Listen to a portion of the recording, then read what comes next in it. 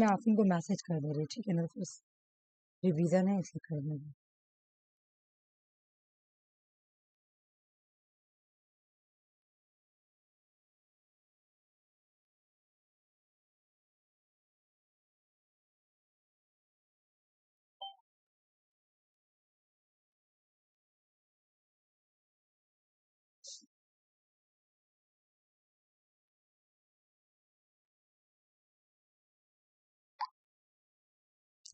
चलो वो भी आ ही गई आ ही गई, आ जाओ।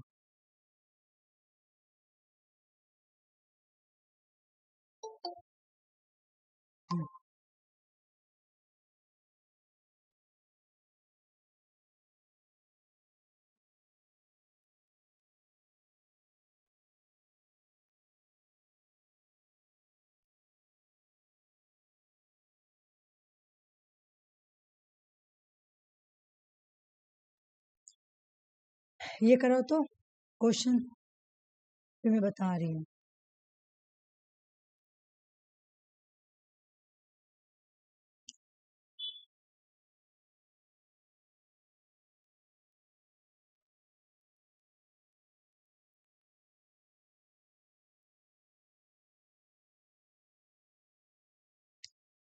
देख रही क्वेश्चन समझ में आ रहा? नहीं नहीं रुको, करो करो, ये वाला करो, ये करो 15 नंबर।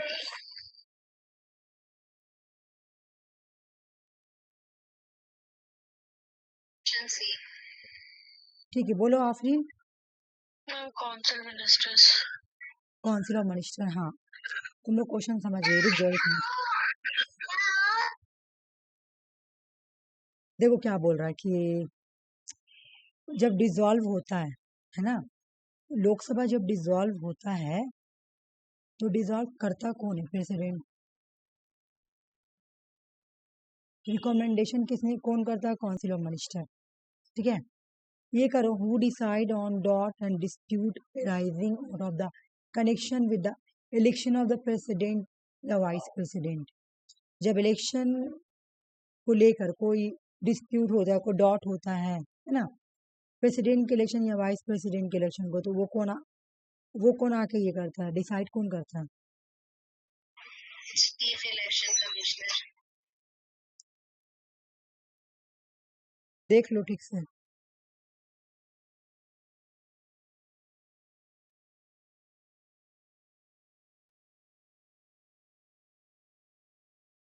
मैम क्या बोली? हेलो।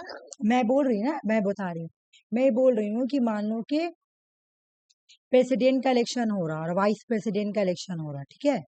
इन दोनों के इलेक्शन को लेकर कोई डिस्प्यूट्स हो रहा है या कोई डॉट है, तो कौन डिसाइड करेगा? मतलब ये who decide on the dot and dispute arising out of the connection with the, बोला ये supreme court. Supreme court of India, ठीक है, सुप्रीम कोर्ट करेगा। हाँ ठीक, कोई बात नहीं, समझो, समझ कर बताओ। The term of office of the president of India.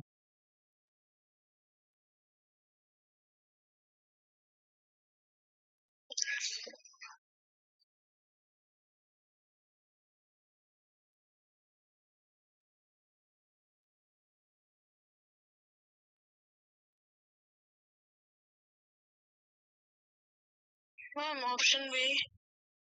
B, ठीक है, तुम बोलो ये। Option B. ऑप्शन बी, हाँ बिल्कुल। जैसे वो इंटर करेगा उसी दिन से उसका डेट स्टार्ट हो जाएगा।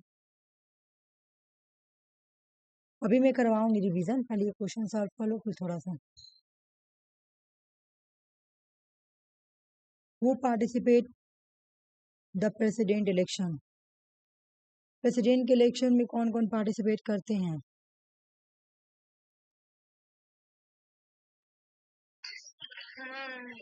Both A and B. ठीक है, बोलो तुम।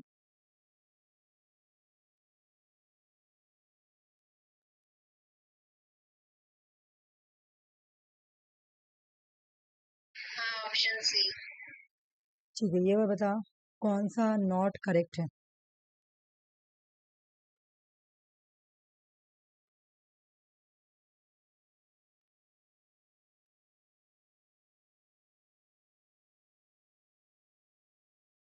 मैं ना तुम में से भी कुछ कुछ क्वेश्चन पूछूंगी, तुम लोग बताना, ठीक है?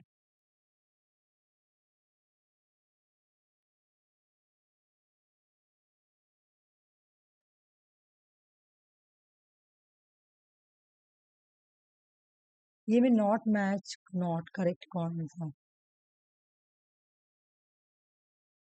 ठीक है, रुक जाओ।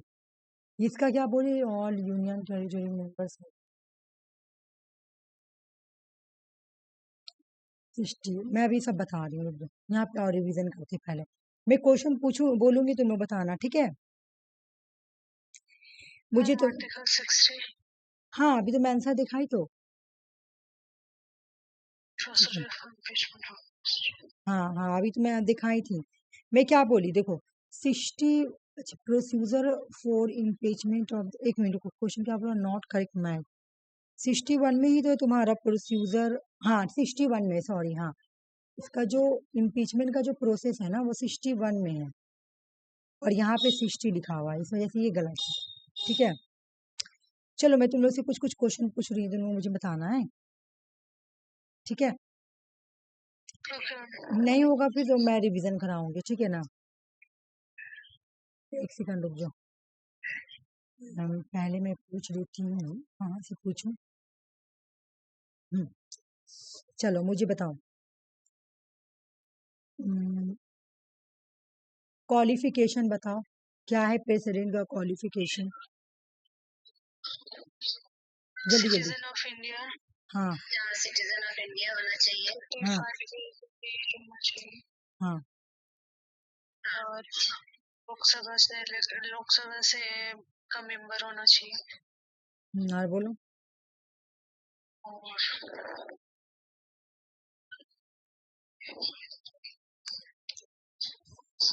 The elected member of the legislative assembly, ओ यहाँ लिखा हुआ है, बोलो, ठीक।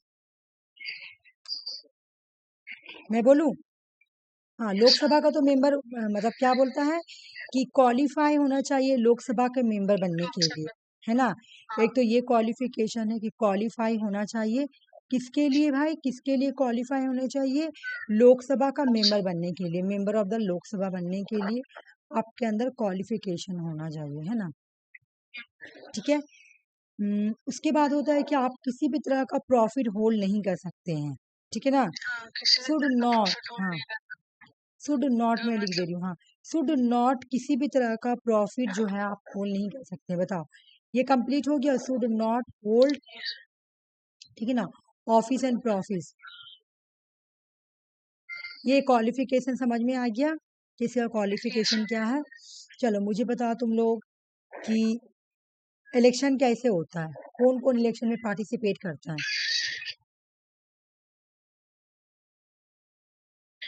Union territories, member of Lok Sabha, member of Rajya Sabha, हाँ, यूनियन टेरिटरीज होना चाहिए, हम्म स्टेट लेजिस्लेटिव असेंबली होना चाहिए।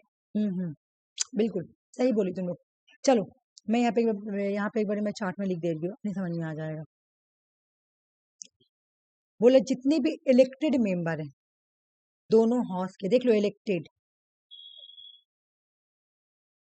ठीक है? 2 हाउस का मतलब पता है, लोकसभा राज्यसभा, इलेक्टेड मेंबर, ठीक है? फिर इलेक्टेड मेंबर कहाँ के? लेजिस्लेटिव असेंबली के।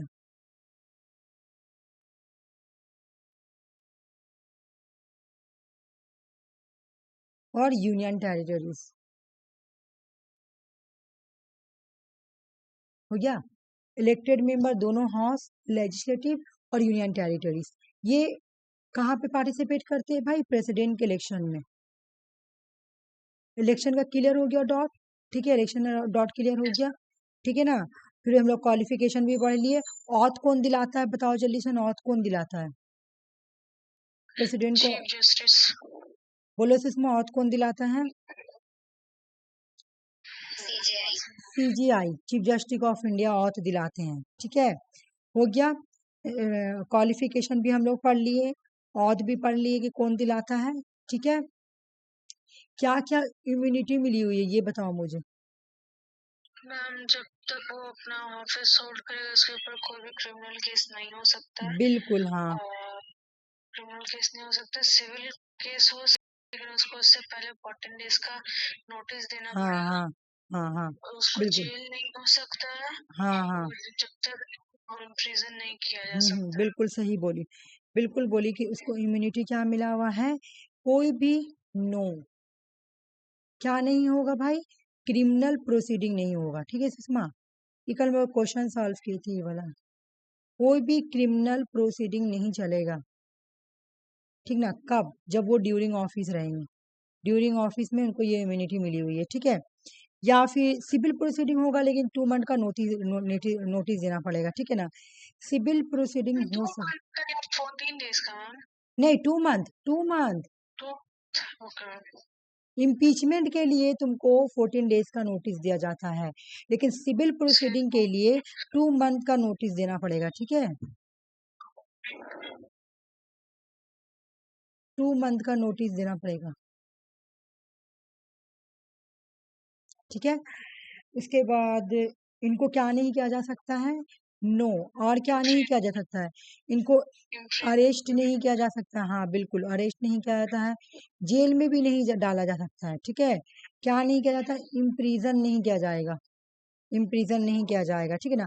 अच्छा, एक और क्वेश्चन है कि इनकी जो इमोलमेंट्स होती है, एलॉनेस होती है, प्रिविलेज होती है, वो कौन डिटरमाइन करता है, सबका एक ही आदमी होगा, पार्लियामेंट। ठीक है सुषमा, सबका। और अंजलि, अंजलि को तो बस बताई थी कि बस जहाँ पे आए सैलरी अलाउंस उसका आंसर हो जाएगा तुम्हारा ये। ठीक है ना, इसका टर्म क्या है, मुझे टर्म बताओ। हाँ टर्म बताओ, 5 years, टर्म क्या है, 5 years। ठीक है, उसके बाद टर्म तो तुम ठीक बोले कि 5 years है। इम्पीचमेंट कब होता है, किस बेसिस पे इम्पीचमेंट होगा, एक बार लोग पढ़ लेते हैं। इम्पीचमेंट का आर्टिकल क्या है बताओ।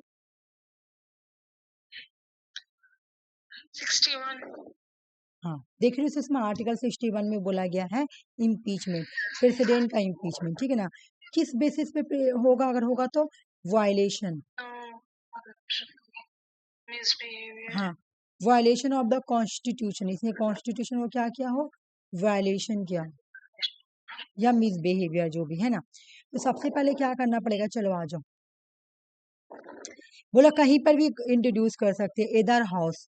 इम्पीचमेंट का जो प्रोसेस है ना, इम्पीचमेंट का प्रोसेस है, इधर हाउस, हाँ इम्पीचमेंट प्रोसेस हम इधर हाउस में, सॉरी मैं उनकी, हाँ ठीक तो लिखी इम्पीचमेंट प्रोसेस इधर हाउस में कर सकती हूँ, रुक जाओ, कहाँ कर सकती हूँ, इधर हाउस में कर सकती हूँ। ठीक है, किसी भी हाउस में हो सकता है, लेकिन अगर तुम लोकसभा से कर रही हो तो तुमको 100 मेंबर का सिग्नेचर चाहिए।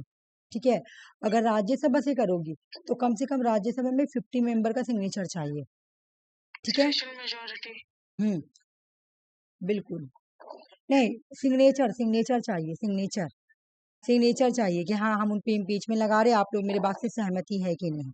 ठीक है ना, उसके उसके बाद क्या किया जाता है तुम्हारा, 1/4 टोटल, जो हॉस है ना, हॉस से 1/4 का 1/4, ठीक है, 1/4 यानी total member of the house का मेजोरिटी चाहिए, 1/4 मेजोरिटी चाहिए। ठीक है, अगर ये मिल गया, फिर मान लो अगर तुम लोकसभा में इनिशिएटिव की तो लोकसभा से मुझे 100 मेंबर का क्या चाहिए, साइन चाहिए। और अगर राज्यसभा से की तो 50 मेंबर का। तो मान लो लोकसभा से की तो लोकसभा से करने के बाद फिर हाउस में 1/4 टोटल मेंबर का मेजोरिटी चाहिए, मिल गया, फिर राज्यसभा में भेजेंगे, फिर राज्यसभा में भी इसको 1/4 टोटल मेंबर का ही मेजोरिटी चाहिए इम्पीचमेंट के लिए, तब जाके वो हट सकता है। ठीक है, ये बात है। सिग्नेचर 100 मेंबर का चाहिए लोकसभा से, हाँ हाँ 50 का चाहिए हाँ, राज्यसभा से, एक उसके सेकंड, बाद एक फिर सेकंड, ये 1/4, 1/3 है, रुक जरूर, ये 1/3 है, मतलब 1/4 इसी को ना बोला ना, सॉरी, ये 1/3, 2/3, सॉरी 2/3, स्पेशल मेजोरिटी 2/3 में आता है ना, सॉरी रुक जाओ, 2/3, हाँ 2/3। और इसको अगर ये नहीं मांगेगा तो इसको 1/4 बोला जाता है। देखो 100 का तुम अगर करोगी तो 1/4 हो जाएगा। ठीक है ना, 50 का करोगी तो भी 1/4 ही हो जाएगा, इस तरह से हो रहा। ठीक है, लोकसभा से 1/4 मेजोरिटी चाहिए, मतलब वही 100 मेंबर, राज्यसभा से 100 मेंबर का। ठीक है ना, हाँ और ठीक, 2/3 वहां से चाहिए। हाँ समझ में आ रहा। तुम लोगों को सबको yes ma'am. ये सुषमा को भी। तो मान लो कि मुझे लोकसभा में मैं इनिशिएटिव की हूँ, तो लोकसभा से मुझे 100 मेंबर का सिग्नेचर चाहिए। सिग्नेचर लेने के बाद क्या करना पड़ेगा, 2/3 मेजोरिटी यानी स्पेशल मेजोरिटी से पास करवाना पड़ेगा हाउस से। तो लोकसभा में पास हो गया। अब लोकसभा में जब पास हो गया तब हमको राज्यसभा में भेजना पड़ेगा कि आप लोग भी 2/3 मेजोरिटी से ये इम्पीचमेंट को पास करें। ठीक है, 2/3 मेजोरिटी को पास करें। ठीक है, तो अब जब राज्यसभा में भी पास हो जाता है तो इसको हटा दिया जाता है। ठीक है, तो ये इम्पीचमेंट प्रोसेस बहुत ही हार्ड है। ठीक है, इसलिए अभी तक का तुम्हारा प्रेसिडेंट को इम्पीचमेंट करके हटाया नहीं गया है। चलो ये तो हो गया तुम्हारा इम्पीचमेंट वाला प्रोसेस, समझ में आ गया। नेक्स्ट क्वेश्चन आते हैं। नेक्स्ट क्वेश्चन मुझे तुम लोग बताओ जल्दी से कि जब ऑफिस वैकेंट होती है, ठीक है, तो रिजिग्नेशन लेटर किसको देते हैं? ये तो पूछ रहा है हाउ द पोस्ट ऑफ वो नहीं, मैं खुद से पूछ रही हूँ ना, मैं अपने से पूछ रही हूँ। मैं तो अपने से अच्छा यहाँ पर भी है, अच्छा यहाँ पर भी है अच्छा ये वाला भी कर सकती हो, चलो ये भी करो। मैं अपने ठीक है, हाँ एक्सपायर हो रिजिग्नेशन हो, मैं अपने मर्जी से पूछ रही हूँ कि अगर जैसे तुम्हारा प्रेसिडेंट एक्सपायर हो गया, मतलब एक्सपायर हो या इम्पीचमेंट लगी है, रिजिग्नेशन हो या डेड हो। अच्छा यहाँ तुम्हारा क्या लिखा हुआ, रिजिग्नेशन या ट्यूनर? हाँ बिल्कुल सही बोली, हाँ नहीं डी तो सही बोली तुम लोग, लेकिन इसमें एक और जोड़ देती हूँ, या इम्पीचमेंट हो, या इम्पीचमेंट हो, या डेट कट जाए, ये 4 है।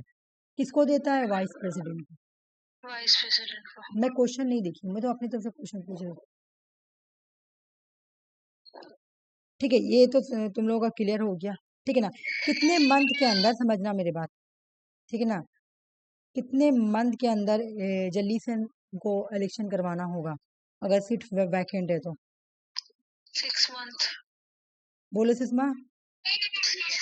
आप कौन सा क्वेश्चन का पूछ रहे हैं, वैसे ही पूछ रहे हैं? हाँ ओ यहाँ पे है, देखो मैं देख नहीं रही हूँ। अच्छा देखो देखो, इम्पीचमेंट प्रोसेस देखो, अभी तो कराएंगे, देखो देखो पहले ही कर लो, उसके बाद में पूछती हूँ, तुम लोग कंफ्यूज हो जाओगी। पूछो, इम्पीचमेंट प्रोसेस तो प्रेसिडेंट तो पार्लियामेंट ऑप्शन सी। बोलो बोलो, अभी कराएं है ना। प्रेसिडेंट किसका पार्ट होता है, प्रेसिडेंट किसका पार्ट होता है?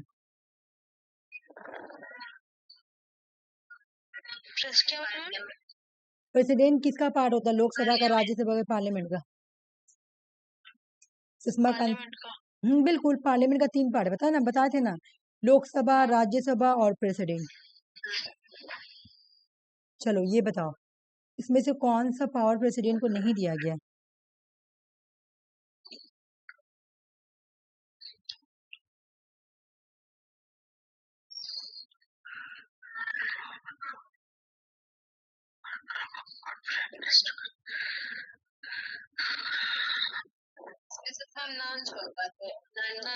क्यों नन होगा सुषमा? ये वाला डिक्लेरेशन कहाँ वो करता है, डिक्लेरेशन तो इसको रिटेन पावर कौन सा नहीं दिया गया, तो बोल रहा है कि नेशनल इमरजेंसी लगा, वो तो खाली डिक्लेयर करता है ना सुषमा, पावर से दिया गया। कैबिनेट क्या करता है, पहले उसको रिटेन में लिख कर देगा, कैबिनेट क्या कर देगा, रिटेन में लिख के देगा, तो वो सिर्फ जस्ट आके डिक्लेयर करता है, वो पावर प्रेसिडेंट का नहीं है। ठीक है ना, लेकिन ये सब इसका ये सब जो है ना इसका, हाँ और ये सब इसका पावर है, वो भी एग्जीक्यूटिव पावर है, इस पावर का नाम है एग्जीक्यूटिव पावर।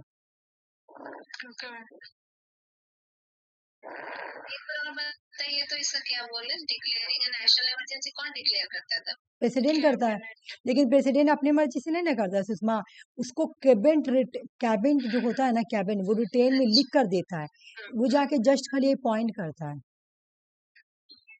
ठीक है, देखो मैं क्या पे बात बता दूं कि ये वाला जो डिक्लेयरिंग नेशनल इमरजेंसी तो मैम तो प्रेसिडेंट ही तो डिक्लेयर करता है, बिल्कुल और रिकमेंडेशन तो कैबिनेट पे करता है, लेकिन अगर डिक्लेयर नहीं समझी, ये लोग लिख के देगा, नहीं नहीं ये लोग लिख के देगा, ये लिख के दे रहा ना, वहां पे रिकमेंडेशन कर रहा, ये लिख के दे रहा। ठीक है ना, और देखो आंसर भी यही दिया हुआ, आंसर की में भी यही कि डिक्लेरेशन ऑफ नेशनल इमरजेंसी, क्योंकि नेशनल इमरजेंसी पहले था तुम्हारा कि प्रेसिडेंट जाके डिक्लेयर कर देता था, ठीक है ना, लेकिन उसको चेंज किया गया, और चेंज करके बोला गया कि नहीं, पहले कैबिनेट इसको लिख के देगा, रिटेन में लिख के दिया, रिटेन में कि जाओ इमरजेंसी लगा दो। ठीक है, पूरा मंजूरी के साथ जाके उसको पूरा सहमति मिलेगा, ठीक है ना, उसके बाद जाके तो वो इसको पावर दिया गया नहीं है, ये अपने मर्जी से नहीं लगा सकते रिटर्न, जब तक कैबिनेट नहीं देगा अपने बिल्कुल नहीं, मर्जी से हाँ अपनी मर्जी से नहीं लगाएगा, हाँ नहीं नहीं कर उसको सकता।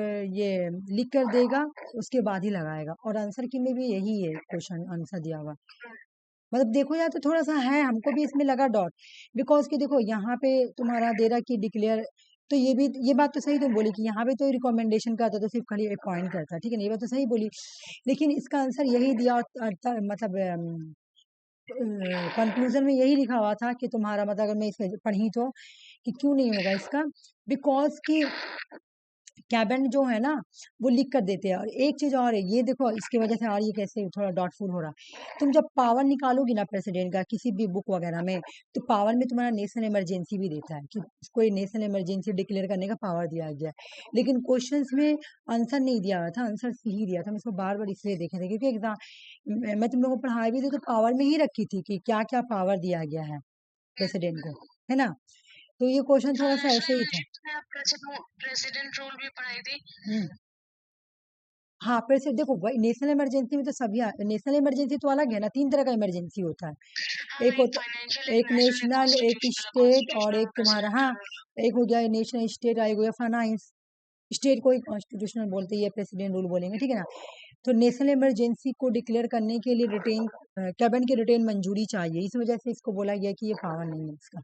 हालांकि तुम बुक में देखोगी तो पावर जब से प्रेसिडेंट का पावर पढ़ोगी तो नेशनल इमरजेंसी देता ही है, लेकिन क्वेश्चन का आंसर ही ऐसा दिया हुआ था, इस वजह से आंसर सी ही दिया हुआ था, मैं बार बार देखी।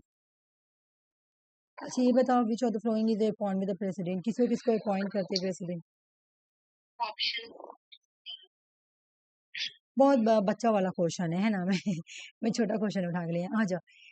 अच्छा एक मिनट बात सुनाओ, ये क्वेश्चन प्रेसिडेंट अपॉइंट करते हैं, ठीक है ना, किसको किसको करते हैं, गवर्नर को करते हैं, अटॉर्नी जनरल को करते हैं, कैग को करते हैं, इलेक्शन कमीशन को करते हैं, चीफ इलेक्शन कमीशन को करते हैं, यूपीएससी के चेयरमैन को करते हैं, फाइनेंस कमीशन को करते हैं, है ना, सीजीआई को करते हैं, सुप्रीम कोर्ट के जज को करते हैं, इन सबको करते हैं, सबको करते हैं कि नहीं, तुम लोग मुझे बताओ।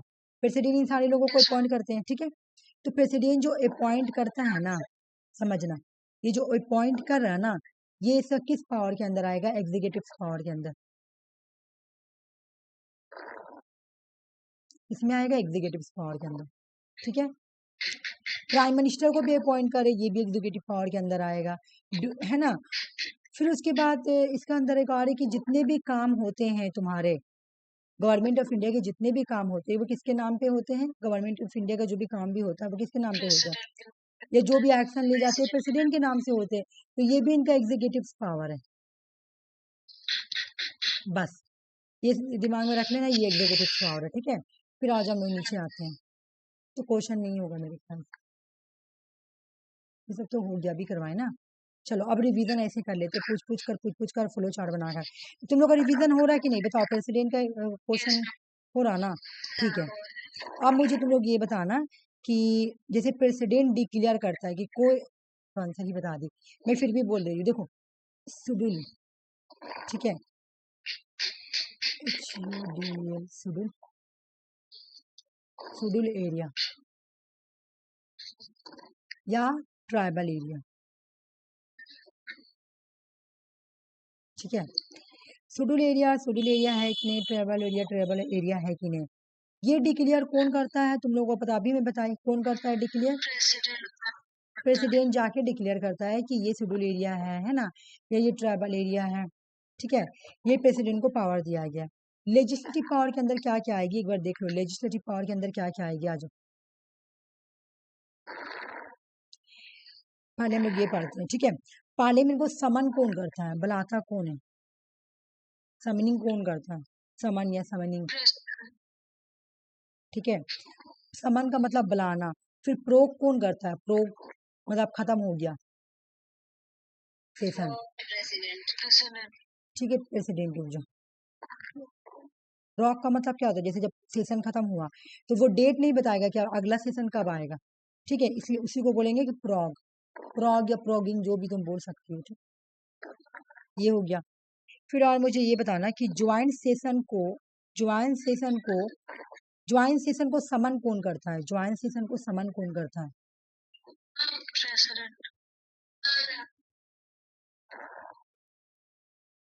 समन कौन करता है? समन का मतलब बलवाना। कौन करता है? प्रेसिडेंट करता है। ठीक है, उसके बाद मुझे बताओ कि जैसे फर्स्ट सेशन होता है पार्लियामेंट का, ठीक है ना, फर्स्ट सेशन होता है पार्लियामेंट का। हर फर्स्ट सेशन कब होगा? आफ्टर ईच जनरल इलेक्शन, है ना। हर जनरल इलेक्शन के बाद जो पहला सेशन होगा, हर जनरल इलेक्शन के बाद जो पहला सेशन होगा, या हर साल का जो पहला सेशन होगा, या ईच ईयर, है ना, या first session of each year, ये कौन करवाता है? कौन करवाता है? प्रेसिडेंट करवाता है। हाँ, वो भी कौन करवाता है? प्रेसिडेंट करवाता है। समझ में आ गया, है ना, प्रेसिडेंट ही करवाता है। तो ये सब क्या पावर, ये कौन सा पावर है? ये पावर का नाम है लेजिस्लेटिव पावर। Legislative power. ठीक है, हो गया तुम्हारा, मैं यहाँ पे लिख दी, ठीक है ना, तुम लोग हो जाएगा बहुत अच्छे से, समझो। उसके बाद मुझे और भी बताना, लेजिस्लेटिव पावर और भी है, जैसे कि 12 मेंबर को नॉमिनेट कौन करता है? राज्यसभा में प्रेसिडेंट। हाँ, राज्यसभा में जो 12 मेंबर होते हैं तो उसको नॉमिनेट किया जाता है, ठीक है ना, नॉमिनेट किया जाता है। तो नॉमिनेट कौन करता है? प्रेसिडेंट। तो ये भी तुम्हारा किसमें आ गया? लेजिस्लेटिव, हाँ, ये भी आ गया लेजिस्लेटिव पावर। ठीक है, ये भी क्या हो गया? लेजिस्लेटिव पावर हो गया है। ठीक है, समझ में आ गया। अब मेरे को और बात बताओ कि जैसे मैं बोली थी कि जब डिसक्वालिफिकेशन होता है, मेंबर ऑफ पार्लियामेंट का क्या होता है? मेंबर ऑफ पार्लियामेंट को डिसक्वालीफाई किया जाता है। मेंबर ऑफ पार्लियामेंट को क्या किया जाता है? डिसक्वालीफाई किया जाता है, ठीक है ना, डिसक्वालीफाई। तो डिसक्वालीफाई कौन करता है? तुम्हारा डिसक्वालीफाई करता है प्रेसिडेंट, ठीक है ना, प्रेसिडेंट। तो जब मेंबर ऑफ पार्लियामेंट का मेंबर जब डिसक्वालीफाई होता है ना, तो वो यहाँ पे कंसल्टेशन करता है चीफ इलेक्शन कमीशन से, ठीक है। मेंबर हटाना है, पार्लियामेंट के मेंबर को क्या करना है? डिसक्वालीफाई करना है, तो प्रेसिडेंट हटाता है, रिमूव करता है, लेकिन ये कंसल्टेशन किससे करेगा कि मैं इस पर्सन को हटा रहा हूँ? इलेक्शन कमीशन से करेगा, इलेक्शन कमीशन ऑफ इंडिया से करेगा, ठीक है, याद रखना ये। और ये सब पावर किस में आएगा? लेजिस्लेटिव पावर आ रहा, ठीक है, लेजिस्लेटिव पावर, ठीक है ना। उसके बाद मनी बिल का प्रायर रिकमेंडेशन किससे लिया जाता है? मनी बिल का प्रायर रिकमेंडेशन किससे लिया जाता है? प्रेसिडेंट। मैं मनी बिल का बताई भी थी कि क्या था मनी बिल, कि सबसे पहले मनी बिल लोकसभा में, मनी बिल कहाँ इंट्रोड्यूस होता है? मनी बिल का आर्टिकल क्या है? एक मिनट, आर्टिकल 110 110 है ना, 110 में मनी बिल इंट्रोड्यूस कहाँ पे होता है? लोकसभा में। लोकसभा में, बहुत ज़्यादा पढ़ाई, लोकसभा में इंट्रोड्यूस हुआ है ना, लेकिन प्रायर रिकमेंडेशन तुमको किससे लेना पड़ेगा? प्रेसिडेंट से। हाँ, प्रेसिडेंट से लेना पड़ेगा, ठीक है, समझ में आ गया ये भी क्वेश्चन। तो ये सब इससे क्या है तुम्हारा? हाँ, ये तो हो गया तुम्हारा। नहीं, मनी बिल वाला लेजिस्लेटिव पावर नहीं, ये फाइनेंशियल पावर है। मनी बिल वाला फाइनेंशियल, खत्म हो गया लेजिस्लेटिव वाला। हाँ, ये फाइनेंशियल पावर है कि उसको क्या क्या फाइनेंशियल पावर दिया गया है, ठीक है। उसके बाद वो क्या करता है? प्रेसिडेंट फाइनेंस कमीशन को अपॉइंट करता है हर 5 साल के लिए। इसको अपॉइंट करता है फाइनेंस कमीशन, फाइनेंस कमीशन को अपॉइंट करता है हर 5 साल पे, हर 5 ईयर पे, ठीक है, ये हो गया। और तुम्हारा जुडिकल पावर क्या क्या है? चलो जुडिकल पावर देख लेते हैं, ये तो कल एक क्वेश्चन सॉल्व किया तो वहां पे था भी। जुडिकल पावर बताओ क्या क्या है? जुडिकल पावर में एक आ जाएगा कि ये चीफ जस्टिस ऑफ इंडिया और हाई कोर्ट के जज या सुप्रीम कोर्ट के जज को अपॉइंट करता है, एक नंबर। दूसरा कि इसको पार्डोनिंग पावर दिया गया है, ठीक है ना, इसको क्या दिया गया? पार्डोनिंग पावर हो गया। तो ये हो गया इसका क्या? Judicial power. उसके बाद मुझे ये बताओ कि जुडिकल पावर समझ में आ गया ना, चीफ जस्टिस ऑफ इंडिया को अपॉइंट करता है, हाई कोर्ट के जज को अपॉइंट करता है, सुप्रीम कोर्ट के जज को अपॉइंट करता है। मैं लिख दूं कि तुम लोग को याद रहेगा? लिख दे, ठीक है, चलो। जुडिकल पावर क्या है प्रेसिडेंट का? मैं लिख देती हूँ, जुडिकल पावर प्रेसिडेंट, ठीक है, इसका पावर जो है देखो, एक सेकंड रुक जाओ, काम क्यों नहीं कर रहा?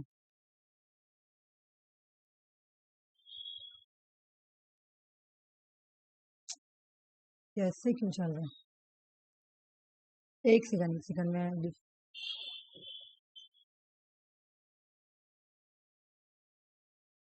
छोड़ो, जैसे लिखा रही अपॉइंटमेंट किसको किसको करता है, मैं यहाँ पे लिख दे रही हूँ, अब ठीक लिखा रहा। चीफ सीजीआई को अपॉइंट करता है, ठीक है ना। जज ऑफ सुप्रीम कोर्ट को अपॉइंट करता है, सुप्रीम कोर्ट है ना, जज ऑफ सुप्रीम कोर्ट को अपॉइंट करता है। उसके बाद हाई कोर्ट के जज को अपॉइंट करता है,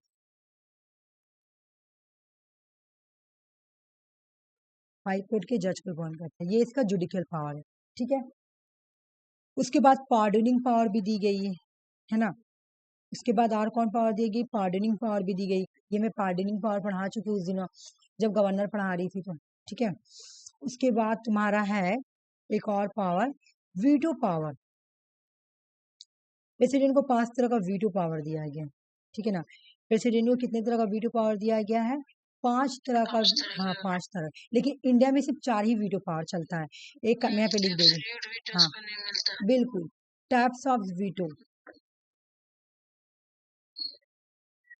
वीटो पावर, ठीक है। एक का नाम है तुम्हारा एब्सोल्यूट वीटो, दूसरा का नाम है, एक मिनट, दूसरा का नाम है, हाँ बोलो बोलो। Pocket veto. अच्छा ठीक है, मैं क्वालिफाइड लिख दूंगी, मैं लिख देगी। Qualified veto, pocket. 3 नंबर हो गया पॉकेट, पॉकेट और बताओ। 4 नंबर पॉकेट हो गया, क्वालिफाई हो गया, एक सस्पेंसिव वीटो, सस्पेंशन वीटो, एक और है, नहीं 4 ही होता है, इंडिया में 3 होता है, sorry 4 he types of veto power. हाँ, तो 4 ही वीटो पावर होता है, जिसमें से ये जो है ना क्वालिफाई वीटो, क्वालिफाई वीटो कहाँ पे होता है बताओ तो? क्वालिफाई वीटो कहाँ पे होता है? ये वाला, ये यूएस में होता है, ठीक है। बाकी एब्सोल्यूट, पॉकेट, सस्पेंसिव इंडिया में है। बाकी ये 3 जो है तुम्हारा, अच्छा कौन कौन कब कब यूज किया गया था मैं एक बार लिख दे रही हूँ, ठीक है ना, मे भी एग्जाम में क्वेश्चन आ जाए। जैसे बोला सस्पेंसिव वोटो कहाँ गया, हाँ, सस्पेंसिव वोटो कब यूज किया, इसको किसने यूज किया था, कौन सा प्रेसिडेंट ने यूज किया था सस्पेंसिव को? एपीजे अब्दुल कलाम आजाद। मैं कलर चेंज कर दूँ तो मिल जाएगा। एपीजे अब्दुल कलाम आजाद, इसको एपीजी, एपीजे, एपीजी नहीं sorry, APJ Abdul Kalam Azad suspensive वोटो को इंडिया में यूज करते हैं, अब्दुल कलाम, ठीक है। पॉकेट वीटो को किसने यूज किया था? अच्छा डेट भी लिख दे रही हूँ कब यूज किया गया। बिल्कुल, ज्ञानी जेल सिंह, हाँ क्वेश्चन यही पूछता, ठीक है, ज्ञानी जेल सिंह, जेल सिंह लिख दे रही हूँ, ठीक ना, जेल सिंह, ठीक है। और एब्सोल्यूट वोटो को किसने यूज किया था इंडिया में? सबसे पहले तो इसको डॉक्टर राधा कृष्ण ने यूज किया था, ये वाला यूज हुआ था 90 आई थिंक 96, हाँ 96 इसका, ठीक है। और ये वाला को 2 बार यूज किया गया था एब्सोल्यूट वीटो को इंडिया में, डॉक्टर सर्वपल्ली राधा कृष्ण है ना, सॉरी नहीं, डॉक्टर राजेंद्र प्रसाद, डॉक्टर राजेंद्र प्रसाद, राजेंद्र प्रसाद ने इसको यूज किया था एक बार।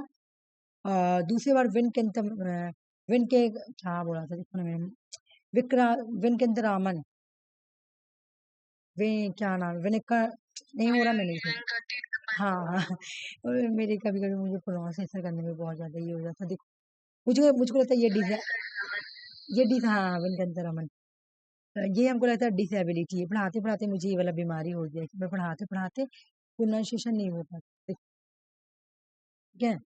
ये तो इन्होंने जब यूज किया था तो शायद 1954 का डेट था, और इन्होंने जब यूज किया था तो 1991 था बस, ठीक है। उसके बाद प्रेसिडेंट का कुछ पावर है जिसको डिस्क्रिशनरी पावर बोलते हैं, अपना मन वाला पावर, ठीक है। डिस्क्रिशनरी पावर पढ़ना जरूरी है। आज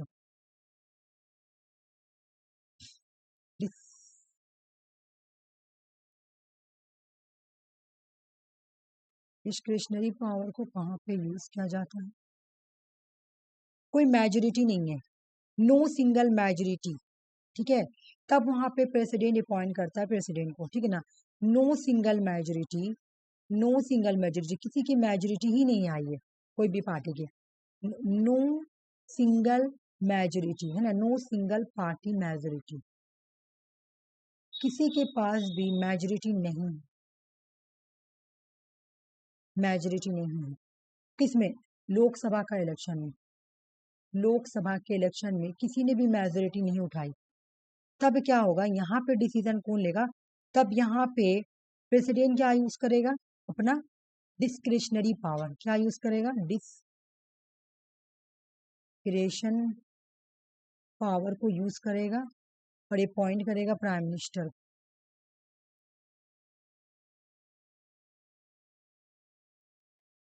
प्राइम मिनिस्टर को। ये हो गया डिस्क्रिशनरी। लोकसभा का डिसॉल्व करना, लोकसभा को डिसॉल्व कौन करता है? प्रेसिडेंट, ठीक है ना। बहुत इंपॉर्टेंट क्वेश्चन मुझे बताओ कि ये काउंसिल ऑफ मिनिस्टर, ठीक है, काउंसिल ऑफ मिनिस्टर, ठीक है, और प्लस प्राइम मिनिस्टर प्रेसिडेंट को एड देते हैं, एड एडवाइस, हाँ, कौन सा देते हैं? इसका आर्टिकल क्या है? 74 बिल्कुल, ये क्वेश्चन याद रखना, ठीक है, 24, ठीक है। इसके बाद एक और आर्टिकल मुझे बताना, ये भी बहुत इंपॉर्टेंट है। प्रेसिडेंट जो है, प्रेसिडेंट, ठीक है, वो क्या करेगा? एडवाइस लेगा या कंसल्ट करेगा, किससे? सुप्रीम कोर्ट के, सुप्रीम कोर्ट से।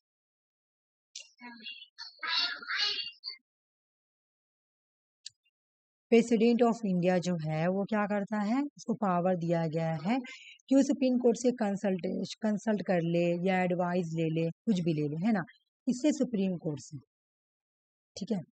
किसी भी मामला में अगर आपको एडवाइस लेना है ले ले, कुछ भी करना है ले ले। लेकिन ये कौन सा आर्टिकल के अंदर आती है?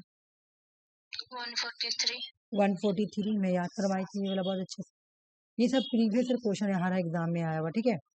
अब देखो एक क्वेश्चन में और बोली, मुझे बताना कि फर्स्ट वीमेन प्रेसिडेंट कौन होगी? फर्स्ट वीमेन प्रेसिडेंट, क्या बोली मैम? फर्स्ट वीमेन प्रेसिडेंट कौन है? नहीं, तुम रेडी मूवी नहीं देखी हो?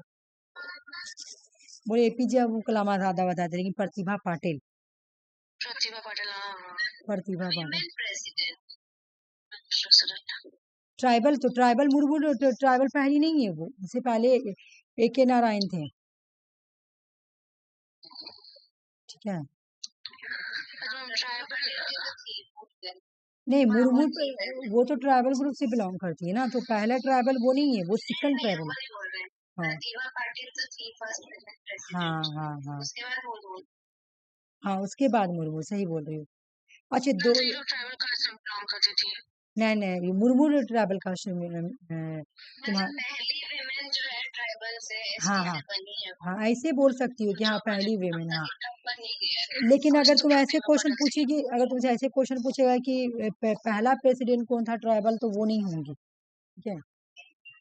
RK नारायण थे, उसके बाद तुम्हारा RK नारायण भी तुम्हारे दलित से ही कैटेगरी से बिलोंग करते थे। उसके बाद मुर्मू, नहीं नहीं नहीं, क्वेश्चन समझो मैं क्या बोल रही हूँ।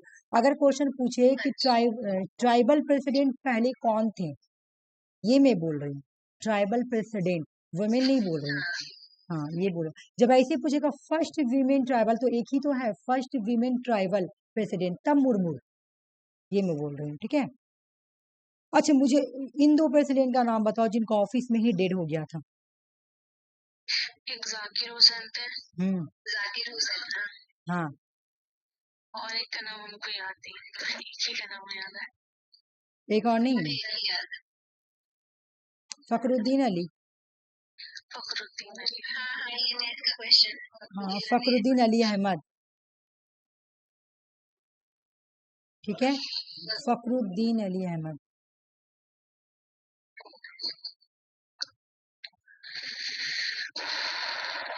फखरुद्दीन अली अहमद और डॉक्टर जाकिर हुसैन।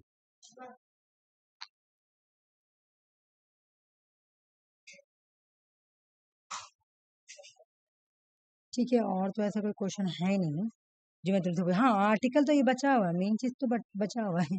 एग्जाम में इसे आर्टिकल से बहुत क्वेश्चन आते हैं। ठीक है, चलो मैं आर्टिकल एक बार रिवीजन करवा देती हूँ, फिर प्रेसिडेंट कंप्लीट हो जाएगा।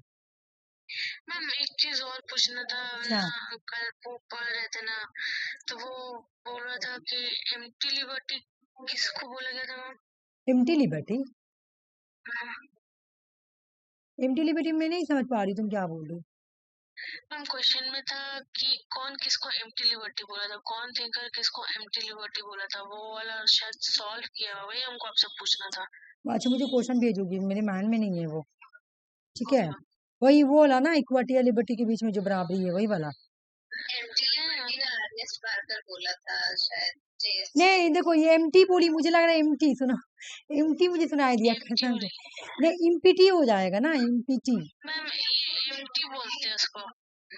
इम्पीटी मतलब खाली होता है ना, एम्टी बोलते हैं। अच्छा ठीक है, हमको लग रहा है एमटी सुनाई दिया। हाँ, अर्नेस्ट बारकर बोलते हैं। ठीक, तो मैं नहीं समझ पाई तुम्हारा प्रोनाउंसिएशन। ठीक है, हाँ, जे स्मिल को बोलते हैं। अर्नेस्ट बारकर जो है, जे स्मिल को बोलते हैं कि इनका जो लिबर्टी देने का तरीका है ना, वो खाली लिबर्टी है, इम्पिटी बोलते हैं।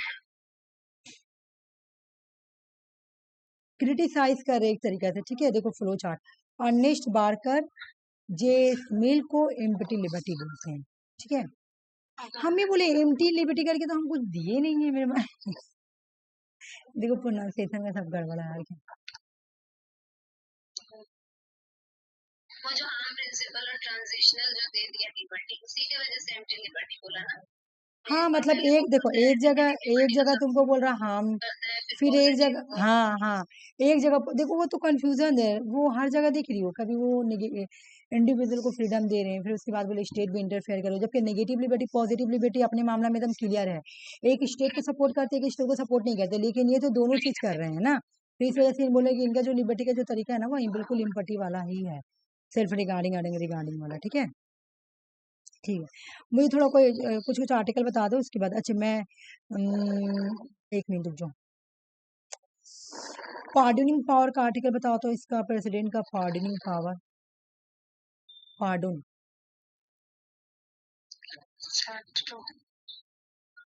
प्रेसिडेंट का पार्डन पावर का आर्टिकल क्या है? 72, बिल्कुल सही। कौन कौन सा पावर दिया गया है बता दो तो जरा सा। ग्रांड पार्डन, ग्रांड पार्डन देना, उस दिन में गवर्नर में भी ये रिवीजन करवाई थी, ग्रांड पार्डन देना। ठीक है, और बोलो। ठीक है, मैं उस दिन करवाई थी ये वाला। ठीक है, तुम लोग देख लेना, टाइम ही वेस्ट होगा, खाली आर्टिकल मुझे कराना था, मैं करा दी। अच्छा, मैं ये आर्टिकल लिख दे रही हूँ, सॉरी। प्रेसिडेंट, प्रेसिडेंट का पार्डन आर्टिकल है 72। चलिए चलिए, मुझे पहले आर्टिकल बता दो, उसके बाद मैं देखती हूँ। ठीक है ना, उसके बाद हो गया पेड एडवाइस, हो गया तुम्हारा। हाँ, एक और आर्टिकल मुझे बताओ कि प्राइम मिनिस्टर, जो प्राइम मिनिस्टर, प्रेसिडेंट जो है ना, वो इंफॉर्मेशन चाहती है प्राइम मिनिस्टर से। ये मैं पढ़ाई थी तुम लोगों को कि पीएम, नहीं प्रेसिडेंट, सॉरी, प्रेसिडेंट को इंफॉर्मेशन चाहिए। ठीक है, इंफॉर्मेशन किस लिए इंफॉर्मेशन चाहिए?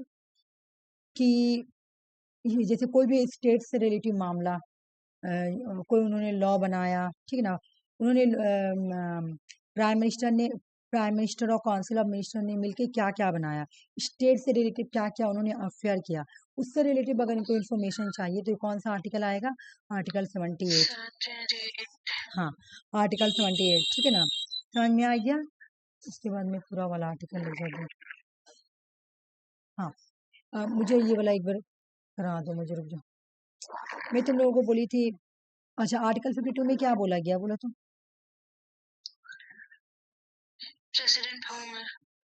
प्रेसिडेंट होंगे, है ना, प्रेसिडेंट क्या होंगे, होंगे, ठीक है ना, प्रेसिडेंट होंगे, there shall be president, president of India का आर्टिकल दिया, ऑफ इंडिया हाँ 53 में दिया गया है तुम्हारा executive election power. Of the president. मैं इसको ऐसे याद कराई थी कि president powerful election manner term, मैं याद कराई थी, रुक जाओ मैं लिख रही हूँ और उसके बाद में एक एक आर्टिकल भी लिख रही हूँ, रुक जाओ, ये बहुत ज़्यादा टाइम ले लिया, 1 घंटा ले लिया रिवीजन करने के लिए। हाँ तो प्रेसिडेंट बहुत बड़ा भी है, ये भी बात है। प्रेसिडेंट का आर्टिकल पहले देख ले क्या है, बोला गया प्रेसिडेंट, ये वाला याद करना, प्रेसिडेंट का पावरफुल इलेक्शन मैनर, ठीक है ना, तो यही था ना, हाँ यही था, कुछ गलत तो नहीं हुआ ना भाई, हाँ नहीं हुआ। प्रेसिडेंट, हाँ प्रेसिडेंट का मतलब कि प्रेसिडेंट होंगे, द प्रेसिडेंट ऑफ इंडिया, है ना, प्रेसिडेंट होंगे, आर्टिकल 52 में बोला गया है प्रेसिडेंट होंगे, ठीक है। फिर आर्टिकल 53 में बोला गया है एग्जीक्यूटिव पावर, प्रेसिडेंट का एग्जीक्यूटिव पावर, ठीक है। आर्टिकल 54, हाँ हाँ इलेक्शन ऑफ प्रेसिडेंट में, हाँ आर्टिकल 54 में क्या बोला गया है, इलेक्शंस के बारे में बोला गया है ना, ठीक है। उसके बाद एक मिनट, मैनर का ट्रम, यहाँ पे होगा मैनर का ट्रम। फिर 55 में क्या बोला गया है, manner of election, manner of election. फिर ये हो गया, सॉरी मैं यहाँ पे लिख रही हूँ मैनर ऑफ इलेक्शन, 55 होगा ना यहाँ पे, 55 और ये 56, ट्रम क्या है, ट्रम है 56, ठीक है। एक मिनट मुझे, तो मुझे थोड़ा चार्ज लगाना है, एक मिनट।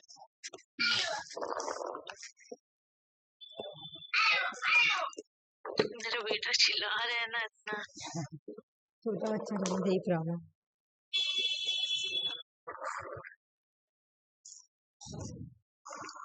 चलो कोई बात नहीं, देखो समझ में आ रहा ना, समझ में आ रहा ना सुषमा, देखो क्या ये याद करना, प्रेसिडेंट का power election manner and term, president का power election manner and term का मतलब आर्टिकल 52 में क्या बोला गया है कि प्रेसिडेंट होंगे, एग्जीक्यूटिव पावर के बारे में बोला गया है, इलेक्शंस के बारे में बोला गया है, मैनर ऑफ इलेक्शन के बारे में बोला गया है, और ट्रम के बारे में बोला गया है, ठीक है। फिर एक और मैं बोली थी कि इसका तो इसका तो मतलब आर्टिकल बहुत बड़ा है, फिर मैं एक और का नाम बताई थी, मैं इसका कलर चेंज कर दे रही हूँ, अच्छे समझ में आएगा। एक और ट्रिक का नाम था कि एवरी क्वालिफाइड, ठीक ना, every qualified candidate officially is voted, जल्दी जल्दी मुझे एलेक्स नाम बता दो, एवरी का मतलब क्या होगा, एलिजिबिलिटी, एवरी का मतलब हो जाएगा एली है ना, प्रेसिडेंट का एलिजिबिलिटी पूछा, नहीं क्वालिफाई नहीं, एलिजिबिलिटी, ठीक है ना, यानी क्या ये री इलेक्शन हो सकता है, एलिजिबिलिटी का मतलब क्या ये दोबारा री इलेक्शन होने के लिए एलिजिबल है, ये पूछता है यहाँ पे, एलिजिबिलिटी का मतलब क्या ये दूसरा बार इलेक्शन करने के लिए एलिजिबल है, हाँ एलिजिबिलिटी जो आएगा वो तुम्हारा आ जाएगा आर्टिकल, वो क्वालिफाइड में बोले क्वालिफिकेशन, हाँ क्वालिफाइड में क्वालिफिकेशन होगा, बिल्कुल। प्रेसिडेंट का क्वालिफिकेशन पूछेगा तो मेरा आर्टिकल क्या हो जाएगा, 58, ठीक है, समझ में आ गया। 58 कैंडिडेट में तुम्हारा क्या हो जाएगा, कंडीशन, प्रेसिडेंट का इलेक्शन का कंडीशन क्या है, नहीं सॉरी कंडीशन ऑफ प्रेसिडेंट की ऑफिस, है ना, उसको ऑफिस का कंडीशन पूछेगा, ऑफिस ऑफ द प्रेसिडेंट, हाँ ठीक है, नहीं प्रेसिडेंट कंडीशन ही पूछ रहा, प्रेसिडेंट का कंडीशन होगा, हाँ प्रेसिडेंट का कंडीशन, और ये ओ से हो जाएगा ऑथ, ये हो जाएगा ऑथ, तो ऑथ किस में आएगा तुम्हारा, 60 में, और इज से क्या हो जाएगा तुम्हारा, इज से इम्पीचमेंट, हाँ इम्पीचमेंट, 59 एंड 60, ठीक है 61। अब वोट किस में आ जाएगा, वोट का मतलब हो जाएगा तुम्हारा वैकेंसी, इसका जो सीट वैकेंसी है ना, वैकेट है जो, वो आर्टिकल 62 में, ठीक है। Every qualified candidate officially is voted, तो कैंडिडेट का मतलब हो जाएगा कंडीशन, ऑफिस का क्या कंडीशन है, ठीक है ना, कंडीशन, समझ में आया ये वाला आर्टिकल, बताओ मुझे। Yes ma'am. हो गया सुषमा तुमको याद? प्रेसिडेंट तो सब रिवीजन हो गया ना? Yes ma'am. ठीक है, कोई डाउट है तो पूछो ना, तो मैं दूसरा टॉपिक स्टार्ट कर रही हूँ। नहीं मैम, क्लियर हो गया। ठीक है, तुम बोलो सुषमा, तुमको कोई डाउट है? फोटो ले लेते हैं। मैं ऐसे ही वाला दूंगी, पीडीएफ में ही रहेगा। ए प्रीति, टिंकू बैसन कॉल कर रहे, बोल देने क्लास करा रही, कॉल करके।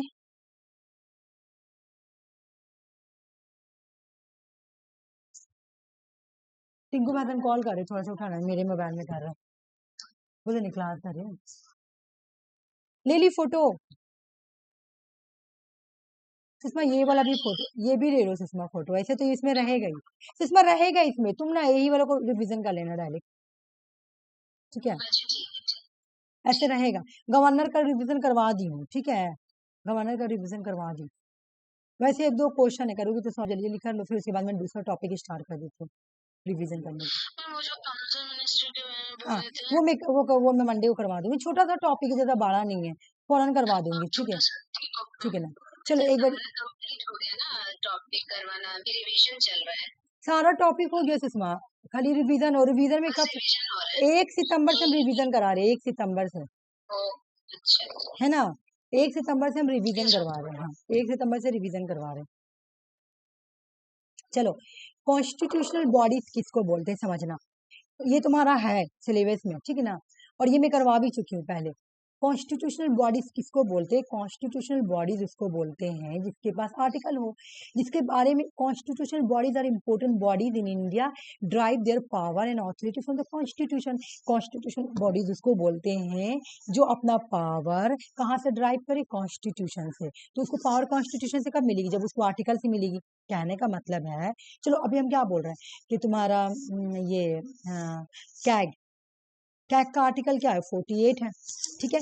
तो कैग अपना पावर कहाँ से ले रही है? कॉन्स्टिट्यूशन से। कॉन्स्टिट्यूशन में 48 में लिखा हुआ है कि कैग को क्या क्या क्या क्या पावर देना, क्या करना, क्या नहीं, है ना? तो कैग या फिर प्रेसिडेंट अपना पावर कहाँ से ले रही है?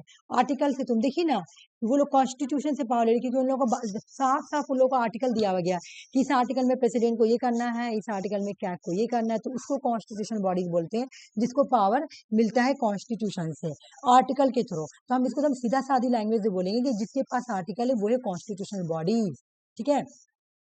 They are specifically mentioned in the constitution, meaning they have the dedicated article। बोला कि इसके बारे में कॉन्स्टिट्यूशन में पूरा मेंशन होगा, पूरा स्पेसिफिकली मेंशन है, और इसको एक एक आर्टिकल डेडिकेट होगा। जैसे कैग का आर्टिकल दिया गया है ना, 48, फिर और भी बहुत सारा है, जैसे इलेक्शन कमीशन का आर्टिकल है, फाइनेंस कमीशन का आर्टिकल है, ठीक है ना? ये सब। फाइनेंस कमीशन का आर्टिकल क्या है बताओ? आर्टिकल 280 दिया गया ना। तो any change the mechanism of this body would require the constitutional amendment. अगर आपको इसको चेंज करना होगा तो आपको कॉन्स्टिट्यूशनल अमेंडमेंट को ही फॉलो करना पड़ेगा, ऐसे आप रैंडमली नहीं कर सकते। कौन कौन सा है कॉन्स्टिट्यूशनल बॉडीज? जैसे election commission of India, ma'am वो तुम आपसे गुड सर्विस एंड टैक्स का हम आपसे पूछ नहीं रहे थे कि वही उसका है, फंक्शन इसी में है, इसी में, में हाँ ही था गुड एंड इसी, हाँ इसी में, हाँ जीएसटी इसी में है, बिल्कुल हाँ इसी में है। इलेक्शन कमीशन ऑफ इंडिया का आर्टिकल तुम लोग को हम याद कराए तो बता दो, अगर आर्टिकल याद है तो। ये मैं रिवीजन करवा चुकी हूँ, फिर भी मुझे आर्टिकल बताओ।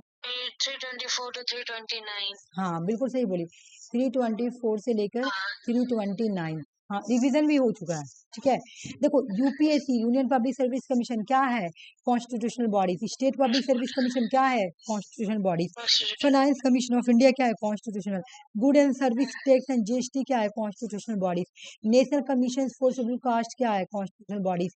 ये तो तुम्हारा सिलेबस में रैंडम भी, इंडिविजुअल भी पढ़ना है ये वाला, मैं पढ़ाई भी हूँ। आर्टिकल, इसका आर्टिकल का नाम बताओ। नहीं, मैं पढ़ाई थी वाला, 2-3 बार पढ़ाई हूँ, ठीक है? उसके बाद national commission for backward class, official special official linguistic minorities, CAG, AG, advocate general of state, ये सब क्या है तुम्हारा? ये सब तुम्हारा कॉन्स्टिट्यूशनल बॉडीज है। चलो एक एक बार, इलेक्शन कमीशन का रिवीजन हो चुका तो इसको मैं हटा रही हूँ, ये भी हो गया है। यूनियन पब्लिक सर्विस कमीशन एक बार पढ़ लेते हैं। यूनियन पब्लिक सर्विस कमीशन का जो आर्टिकल है देख लेना सुषमा तुम जाके, मैं वीडियो सब डाल दी। ठीक है। आर्टिकल 315 से लेकर आर्टिकल 323 तक का आर्टिकल दिया गया यूनियन पब्लिक सर्विस कमीशन को, यूपीएससी को। इसके चेयरमैन को कौन अपॉइंट करता है? बस मेन चीज पढ़ेंगे, प्रेसिडेंट। यूपीएससी के जो चेयरमैन होते हैं उनका टेन्योर होगा 6 ईयर, एज होगा 65 ईयर। ठीक है, मेन पढ़ेंगे। रिजिग्नेशन किसको देंगे भाई? रिजिग्नेशन देगा तो कैन बी रिजाइन प्रेसिडेंट को देंगे। ठीक है, मैं ऊपर से पढ़ा रही हूँ, ज्यादा डीप में नहीं जा रही, क्योंकि रिविजन है ना ये। फिर स्टेट पब्लिक सर्विस कमीशन आ गया। आर्टिकल क्या है? 315 से 323। इसमें ना ये बोला गया था ना कि रियल एलिजिबल अपॉइंटमेंट हो सकता है, तो उसमें रियल एलिजिबिलिटी का क्राइटेरिया में था कि चेयरमैन जो है वो अपॉइंट दोबारा रियल एलिजिबल नहीं हो सकता, लेकिन अदर मेंबर्स हो सकता है। हाँ बिल्कुल। वैसे ही ना मैम स्टेट सर्विस कमीशन का भी था कि एक बाबा था कि चेयरमैन अपॉइंट नहीं हो सकता, लेकिन चेयरमैन फिर अपॉइंट हो सकते हैं शायद। उसमें ये बोला था कि स्टेट इलेक्शन कमीशन के लिए नहीं हो सकता है, नहीं। लेकिन मतलब स्टेट सर्विस कमीशन के लिए नहीं हो सकता है, लेकिन अपर अगर यूपीएससी का होगा तो उसमें हो सकता है। हाँ बिल्कुल सही बोले। हाँ वही बोल रहा था ना मैम। हाँ एकदम सही। तुम सही पकड़ेगी। जैसे देखो यहाँ पे क्या बोल रहा है? Chairman not eligible for any further employment. ठीक है, other member are eligible appointment of the chair, UPSC के चेयरमैन। जैसे देखो अभी तो यूपीएससी का चेयरमैन बन गया, नहीं तुम सबसे बड़ा यूपीएससी में कमाल कर लिए क्योंकि तुम यूपीएससी के चेयरमैन हो, है ना। अब तुमको क्या बड़ा जॉब चाहिए? तो अब जो यूपीएससी का जो मेंबर है, यूपीएससी का जो मेंबर है ना, अब उसको भी तो मिलना चाहिए चेयरमैन बनने का ये। तो इसलिए मेंबरों के लिए है कि वो एलिजिबल अपॉइंटमेंट हो सकते हैं, लेकिन चेयरमैन के लिए नहीं रखा गया, क्योंकि तुमको तो ऑलरेडी अब तुमको मिल गया वो जॉब। अब तुमको क्या चाहिए? यूपीएससी के चेयरमैन के ऊपर क्या है? जैसे इसका मैम इनका टर्म 6 या 65 इयर्स ऑफ हाँ एज, तो 6 इयर्स जैसे उनका हो गया वो मतलब रिटायर वो हाँ तो उसके बाद वो री एलिजिबल नहीं हो सकते ना नहीं उसी की मतलब उस सीट के लिए री एलिजिबल उनका इलेक्शन नहीं हो सकता। नहीं। और देखो ये भी यूपीएससी का चेयरमैन अगर यूपीएससी लेवल में देखोगी सबसे बड़ा होता है। ठीक है ना। मान लिया जाए कि उसका 6 इयर्स टर्म कंप्लीट हो गया, हाँ लेकिन उसका 65 इयर्स एज नहीं हुआ, तो कोई तो भी भी दोनों में उसका से नहीं, देखो क्या साहब है, कोई भी हो, क्या लिखा हो? विच एवर इज अर्लियर, दोनों में से जो भी पहले हो, जो भी कंप्लीट हो। समझ गए। ठीक है, दोनों में से जो, अगर मान लो कि एक बात सुनो। देखो कहने का मतलब है कि एक कोई यूपीएससी का चेयरमैन बना, ठीक है ना, और उसका एज 63 है, तो बस अब वो 3 साल ही बैठेगा, क्योंकि उसका 65 ईयर कंप्लीट हो जाएगा 3 साल के बाद। अब हटो। ठीक है, दोनों में से पहले जो भी हो तुमको हटना ही पड़ेगा। ठीक है, ये बात बोला। हाँ, यहाँ पे क्या बोला है कि कॉम्पोजिशन कौन होता है? एक चेयरमैन होगा और अदर मेंबर होते हैं। डिटरमाइन कौन करता है? गवर्नर। वहां पे प्रेसिडेंट होगा, है ना। डिटरमाइन कौन करता होगा? वहां पे प्रेसिडेंट। लेकिन एक पॉइंट देखो, एक पॉइंट यहाँ पे पॉइंट कौन कर रहा है? गवर्नर, क्योंकि ये स्टेट वाला है। एज 6, ये एज हो गया 6 और सॉरी एयर हो गया 6 और एज हो गया तुम्हारा 62, दोनों में से कोई भी पहले कंप्लीट हो। रिमूवल कौन करेगा? देखो मेरी बात सुनो, ये वाला बहुत इंपॉर्टेंट चीज है सुषमा और आफरीन, समझो। एक पॉइंट तो गवर्नर कर रहा है स्टेट पब्लिक सर्विस कमीशन को, लेकिन रिमूव देखो प्रेसिडेंट करेगा। हाँ ठीक है, समझ में आ गया? रिमूव कौन कर रहा है? प्रेसिडेंट कर रहा है। ठीक है ना। The chairman and the member appoint by the governor, they can remove by the president. यहाँ पे मैं साफ साफ लिख दी हूँ, रिजिग्नेशन लेटर गवर्नर को देगा, बाकी सब गवर्नर ही करेगा, बट रिमूवल प्रोसेस वही करेगा। ठीक है, chairman is eligible for appointment और बिल्कुल, क्योंकि ये तो स्टेट पब्लिक सर्विस कमीशन का है ना, तो इसको ऊपर जाने के लिए तो इसको मौका दिया जाएगा, बिल्कुल, है ना। तो ये एलिजिबल है यूपीएससी के मेंबर बनने के लिए, या तो यूपीएससी का चेयर बनने के लिए एलिजिबल है। स्टेट पब्लिक सर्विस कमीशन के जो चेयरमैन होते हैं वो लोग एलिजिबल होते हैं। यूपीएससी का चेयर मेंबर बनो या यूपीएससी का चेयर बनो, है भाई तुम लोग है एलिजिबल। फिर जो अदर मेंबर होते हैं उनको भी ये दिया है कि आप भी एलिजिबल है यूपीएससी के मेंबर या यूपीएससी के चेयरमैन बनने के लिए। ठीक है ना, लेकिन अच्छा, इसमें दिया हुआ है द चेयरमैन और a member is not eligible for second term, मतलब सेकंड टर्म के लिए वो लोग री एलिजिबल नहीं, नहीं देखो हो यहाँ पे क्या सकते। बोलेगा, यहाँ पे देखो क्या बोल रहा कि एक मिनट, यहाँ पे हो गया ना, but not for any other employment, लेकिन दूसरे एम्प्लॉयमेंट के लिए नहीं। एक हो गया as the chairman the state public service commission, ये जो मेंबर है ना वो स्टेट पब्लिक सर्विस कमीशन का चेयरमैन बन सकता है। ठीक है ना, समझ में आ गया? Other SPSC, but not for any other employment, दूसरे एम्प्लॉयमेंट के लिए नहीं। चेयरमैन या एक member not eligible second term के लिए ये लोग एलिजिबल नहीं है। हाँ यही बात। ये लोग करवाता क्या है? एसपीएससी क्या करवाता है? ये लोग कंडक्ट करवाता है क्या कंडक्ट करवाता है? एग्जाम। हाँ, स्टेट सर्विस, और वो बोला होगा यूपीएससी। ठीक है, समझ में आ रहा ना तुम लोगों को? चलो अब देखो ये फाइनेंस कमीशन का आर्टिकल पढ़ो। आर्टिकल क्या है? 280। कॉन्स्टिट्यूशन बॉडी का आर्टिकल होगा। मेंबर बहुत पूछता है इसका कि मेंबर कितने हैं। एक चेयरमैन होंगे और 4 मेंबर होंगे। मेंबर 4 है, एक चेयरमैन है। अपॉइंट कौन करता है भाई? तो प्रेसिडेंट करता है। टर्म क्या होगा? तो pleasure of the president. Eligible क्या है? क्या ये दोबारा रिअपॉइंटमेंट हो सकते हैं? बिल्कुल हो सकते हैं। ठीक है, बाकी ये सब नहीं पढ़ा रही क्योंकि ये तुम्हारा ये है ना, मतलब रिविजन टॉपिक है, तो मेन पढ़ा दी, बाकी तुम लोग पढ़ लेना। ठीक है, उसके बाद आया goods and service and tax council, GST council. इसको कब, ये जो है ना, ये कौन सा आर्टिकल के अंदर आएगा? GST council. जीएसटी का प्रोविजन कौन सा आर्टिकल के अंदर आया है? तो आर्टिकल 279A। ठीक है, कॉन्स्टिट्यूशनल अमेंडमेंट एक्ट कौन से अमेंडमेंट एक्ट के तहत आया? तो 101 कॉन्स्टिट्यूशनल अमेंडमेंट एक्ट 2016। ठीक है, कौन कौन इसके मेंबर होंगे? तो देखो, union finance minister as the chairman, union finance minister इसके चेयरमैन होंगे। Union minister of state in charge of revenue and finance, state के भी यूनियन मिनिस्टर होंगे जो फाइनेंस या रेवेन्यू चार्ज को संभालते हैं। Minister in charge of finance या tax any other minister nominated by the state government. अगर स्टेट गवर्नमेंट कोई भी दूसरे मेंबर को अपॉइंट कर रही है, चाहे वो टैक्सेशन से हो, चाहे वो फाइनेंस के लिए हो, वो भी इसके मेंबर होंगे। ठीक है ना। चेयरपर्सन सेंट्रल का ही होगा। सेंट्रल बोर्ड ऑफ, चेयरपर्सन क्या बोला? Chairperson of the central board of the indirect tax and custom, CBIC से ही होगा। ये परमानेंट इन्वाइटी होंगे और नॉट इन्वाइटी भी होगा, जो ऑल काउंसिल में भी होगा। उतना इसका इम्पोर्टेंट ये नहीं है, तुमको आर्टिकल और यही याद करना है, इसका ज्यादा सिक्योरिटी वगैरह भी उतना याद करने की जरूरत नहीं, बस इतना ही देख लो। जीएसटी के बारे में तो पता ही क्या है, ये रिकमेंडेशन देती है सेंट्रल और स्टेट को, है ना। टैक्स के बारे में क्या सीज करना है, क्या सर्च करना है ना, क्या चार्जेस करना है, सेंटर को क्या चार्ज लगाना है, स्टेट को क्या, लोकल बॉडी सबको बताती है कितना जीएसटी है, ये जीएसटी का काम है। ठीक है ना, और बाकी इतना इसमें कुछ इम्पोर्टेंस है नहीं। ये देखो, ये तुम्हारा इंडिविजुअल भी पढ़ना था, national commission for schedule caste का आर्टिकल है। आर्टिकल ये भी बहुत अच्छे से पढ़ाई थी कि पहले national commission for schedule caste and schedule tribe था, फिर उनको बाइफिग्रेट किया गया, है ना। बाइफिग्रेट किया गया तो तुम्हारा, मैं इसका डेट भी पढ़ाई हूँ, तो यहाँ पे डेट नहीं है तो सिर्फ खाली यही कर लो, क्योंकि यहाँ पे मैं एज ए कॉन्स्टिट्यूशनल बॉडीज पढ़ा रही हूँ ना, तो इस वजह से डेट नहीं है यहाँ पे। बोले कि इसका आर्टिकल क्या है? आर्टिकल 338, चेयरमैन, एक चेयरमैन होंगे, वाइस चेयरमैन होंगे, 3 मेंबर होंगे। अपॉइंट कौन करता है? प्रेसिडेंट। टेन्योर क्या होता है? 3 साल का। क्या not eligible for the appointment for 2 terms. बोले कि not eligible for the appointment, 2 time से ज्यादा आप एलिजिबल नहीं है।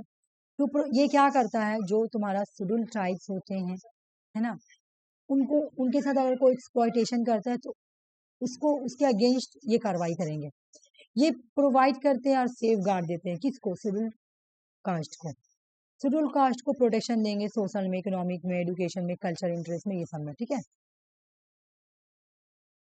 मुझे आज ये पीडीएफ खत्म करना है क्योंकि मुझे तुमसे दूसरा लाना है ना, जल्दी से।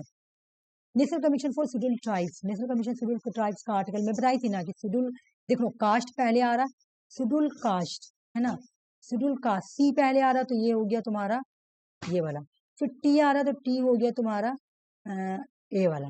ठीक है, चेयरपर्सन वही है, प्रेसिडेंट वही, सब वही वही, खाली नाम चेंज कर दो, शेड्यूल ट्राइब्स। ठीक है, आर्टिकल में ए लगा देंगे, बाकी नाम शेड्यूल ट्राइब्स कर देंगे, बाकी सब शेड्यूल कास्ट वाला फीचर है। हाँ, ये आ जाओ, national commission for backward class, इसको तो ऐसे भी, हाँ, इसको बिल्कुल ए बी और एक ऊपर वाला ऐसे करके आर्टिकल, एक इससे एक निकल के आया ए, या एक से निकल के आया बी, तो ये हो गया शेड्यूल कास्ट, क्योंकि ये पहले है, ये हो गया शेड्यूल ट्राइब, ये हो गया ओबीसी। ठीक है, ये कौन सा अमेंडमेंट में आती है? तो 122 अमेंडमेंट, कॉन्स्टिट्यूशनल अमेंडमेंट एक्ट 2018 में वही वो होंगे, चेयरमैन, वाइस चेयरमैन, वही बिल्कुल सेम वही है, खाली ओबीसी लगा दो, बस वही सब फीचर्स वही है। प्रेसिडेंट मूवमेंट करेंगे, टेन्योर 3 होंगे, खाली ओबीसी लगा दो बस। ये वाला पढ़ लो, special officer for linguistic minorities, linguistic minorities के लिए स्पेशल ऑफिसर होंगे, स्पेशल ऑफिसर होंगे, कौन से आर्टिकल में? आर्टिकल 350B में। ठीक है ना, ये 7 कॉन्स्टिट्यूशन अमेंडमेंट एक्ट 1956 में आई थी। कमिश्नर फॉर लिंग्विस्टिक माइनॉरिटीज जो होंगे, ये एक 1 मेंबर बॉडी होंगे, तो प्रेसिडेंट अपॉइंट करते हैं। ठीक है ना, मिनिस्ट्री ऑफ होम मिनिस्ट्री के अंदर ये आती है। इसका काम क्या है भाई?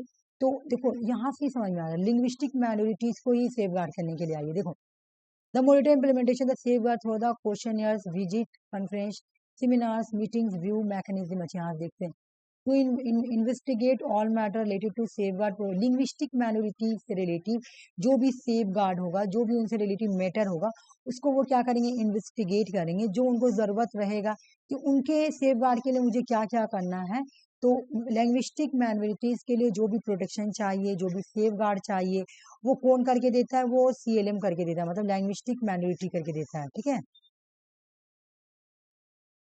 कैग कैग का आर्टिकल 100, देखो मैं 48 बोल रही थी, 148 तो तुम्हारा DPSP में आ जाए ये, हाँ उधर चला जाएगा ना तुम्हारा 36 से लेकर 51, तो DPSP में आ जाएगा। मैं उस टाइम मेरे माइंड से जब निकल गया 148, ठीक है, याद रखना। 148 किसको दिया गया? कैग का। अगर पूरा आर्टिकल देखेंगे तो 148 से लेकर 150 तक है। एज देख लो, बिल्कुल वही वाला है, UPSC के चेयरमैन के जैसा है। अपॉइंट कौन करता है? President. 6 year, 65 year. Resignation president को दो, बिल्कुल UPSC का चेयरमैन जैसा ही इसका पूरा है प्रोसेस। प्रेसिडेंट रिमूव करेगा सेम ग्राउंड, जैसे सुप्रीम कोर्ट के जज को हटाया जाता है ना, वही मेथड यूज करके कैग को भी हटाएंगे। ये क्या करती हो? ऑडिट रिसीव करती है। Expenditure of the central government, state government, ये मैं पढ़ाई थी तुम लोगों को, ठीक है, ये मैं भी रिसेंट में ही पढ़ाई हूँ। आर्टिकल देख लो 148 आर्टिकल, अपॉइंट कौन करता है? प्रेसिडेंट करता है। Year 65, tenure 6 year. Attorney general of India का आर्टिकल है 76, अपॉइंट कौन करता है? प्रेसिडेंट। टर्म क्या है? कोई फिक्स नहीं है, प्रेजर ऑफ द प्रेसिडेंट रहता है। ठीक है, और रिजिग्नेशन देना होगा तो प्रेसिडेंट को देगा। रिम्यूनरेशन मतलब क्या? पैसा कौन, इनको जो सैलरी मिलती है कौन डिटरमाइन करेगा? इनका तो डिफेंडेड प्रेसिडेंट करेगा। ठीक है, फंक्शन क्या है भाई? अच्छा ये मैं पहले भी तुम लोग को पढ़ाई हूँ। इंडिया का फर्स्ट लॉ ऑफिसर कौन है? फर्स्ट लॉ ऑफिसर या हाईएस्ट फर्स्ट लॉ ऑफिसर, बिल्कुल। या तुमसे पूछे कि हाईएस्ट लॉ ऑफिसर कौन है?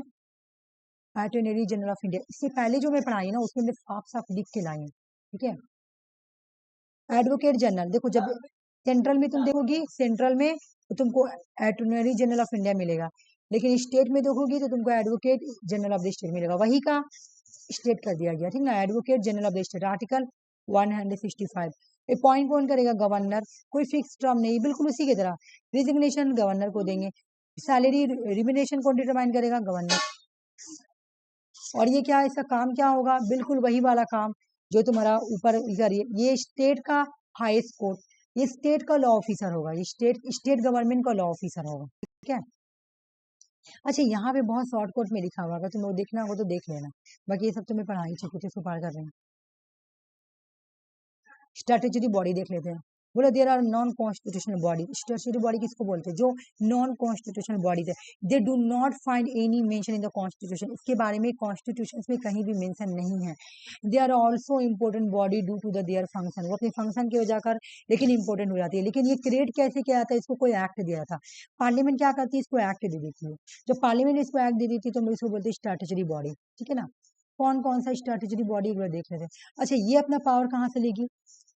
Body drive their power from statute से, लॉ से।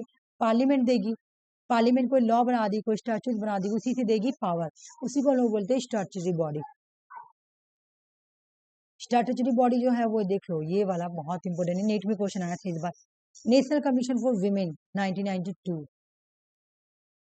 आरसी का ये गलत हो गया था, हालांकि बेचारी बहुत बार रिविजन की थी फिर भी गलत हो गया। नेशनल कमीशन फॉर माइनॉरिटीज, देख लो वहां पे लिंग्विस्टिक माइनॉरिटीज ऑफिसर है, यहाँ पे नेशनल कमीशन माइनॉरिटीज है, वहां लिंग्विस्टिक माइनॉरिटीज है, ये कॉन्स्टिट्यूशनल वाले में, ठीक है ना, कंफ्यूज मत होना। National human right commission 1993, national commission for protection of child rights, देखो डेट भी याद करना। नेशनल कमीशन फॉर वुमेन का भाई 1992, क्या strategic body. National commission for minorities 1993, national human right commission 1993, national commission for protection of child's right 2007, सारे statutory bodies हैं। कुछ और भी देख लेते हैं और कौन कौन है। सीबी है, security exchange board of India क्या है, 1922 में आई थी। बाकी वाले तो बिल ऊपर ही पढ़े, ये भी पढ़े, ये भी पढ़े।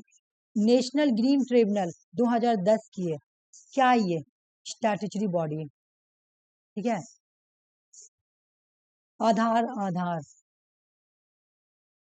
क्या है तुम्हारा, unique identification authority of India क्या है, स्ट्रैटेजी है।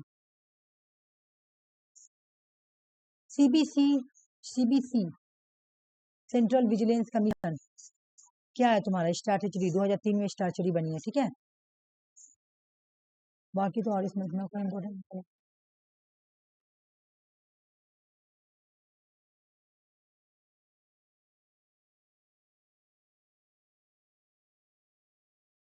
अच्छा प्रेसिडेंट तो पढ़ा चुकी ना, तो प्रेसिडेंट को मैं हटा रही हूँ।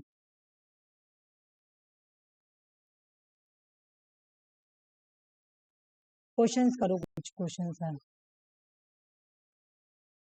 तुम लोग को। प्रेसिडेंट ये हुआ, बताओ पहले मुझे प्रेसिडेंट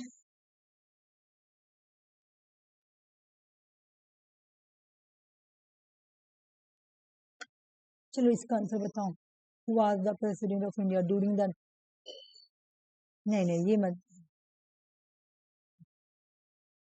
मैं करवा रही हूँ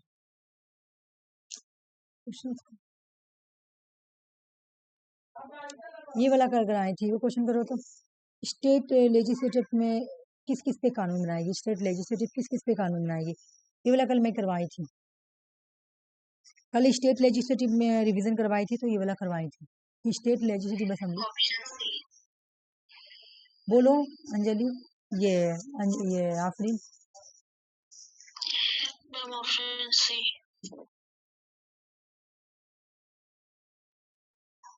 क्या बोल रहा कि तुमको public order, agriculture, public health पे करा, अफीम बिल्कुल भी नहीं, अफीम की काश्तकारी बिल्कुल भी नहीं, गलत।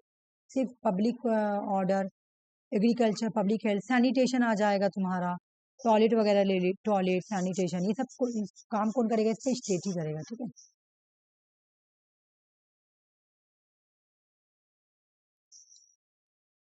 ये करो तो मैं देखती हूँ।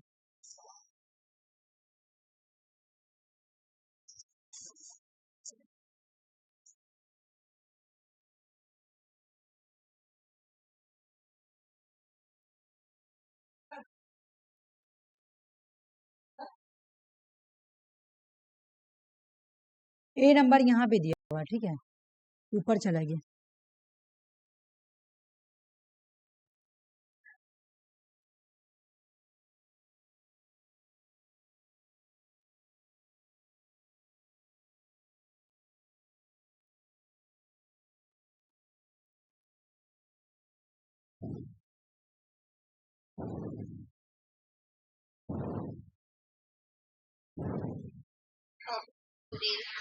डी, डी बोल रही है सुषमा,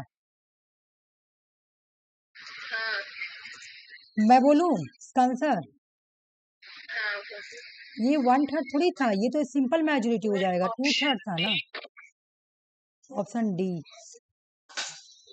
ये मेजोरिटी कितना था, 2/3 था ना, 2/3, 2/3 स्पेशल मेजोरिटी, ठीक है। और 14 डेज का नोटिस दिया जाता है ना, 14 डेज का इम्पीचमेंट के लिए, 14 डेज का। लेकिन जब हमको ये सिविल प्रोसीडिंग करना रहेगा तो 2 मंथ का नोटिस, लेकिन जब हमको इम्पीचमेंट लगाना होगा तो 14 डेज का नोटिस देना होगा। तो ये तो आंसर तुम्हारा गलत हो गया, दो, तो मेरा 2 ही बचा, impeachment process mention by the majority 2/3। और ए भी तो ठीक बोल रहा है, इधर house of the parliament, parliament के कोई भी हाउस में तुम्हें हो सकता है। अगर मुझे लोकसभा में करना है तो लोकसभा में करो, राज्यसभा में करना तो राज्यसभा में करो, लोकसभा में करना तो 100 मेंबर और राज्यसभा में करना तो 50 मेंबर, कहीं से भी तुम करो, ठीक है। क्वेश्चन समझ में आया कि नहीं, बताओ पहले ये वाला। इस तरह का क्वेश्चन 2/3 मेजोरिटी चाहिए हटाने के लिए, 2/3 स्पेशल मेजोरिटी, 2/3 मेजोरिटी चाहिए, और यहाँ पे 1/3 लिखा हुआ, इसलिए गलत हो गया। यहाँ पे 14 डेज का प्रेसिडेंट को नोटिस दिया था, 14, अच्छा मैं 14 डेज वाला नहीं कराई थी क्या, ये नहीं लिखी थी कि 14 डेज का नोटिस दिया जाता है प्रेसिडेंट को इम्पीचमेंट लगाने से पहले, दिया जाता है 14 डेज का नोटिस दिया जाता है। ये करो तो, अभी करवाई हूँ मैं।